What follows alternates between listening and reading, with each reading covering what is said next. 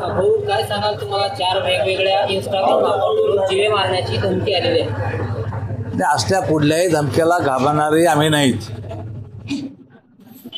जे धमक्या देतात त्यांना निश्चितपणे सरळ करू.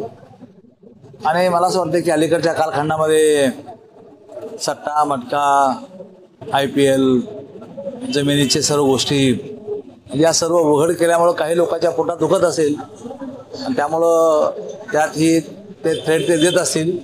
आम्ही हे सर्व काही हलक्यामध्ये घेत नाहीत. यांचा सर्वांचा बंदोबस्त करू. याच्या परत कधी धमकी आले होते? हा मग येत होते पण असं आम्ही हे घेत नव्हतो, सिरियसही घेत नव्हतो. पण आता सिरियस घेऊन निश्चितपणे सर्वांचा बंदोबस्त केला जाईल. पण ही माहिती तुम्हाला नेमकी केव्हा कळली? गेले 8-10 दिवस झाले मी बघतोय सारखं इंस्टाग्रामवर वगैरे याच्यावर.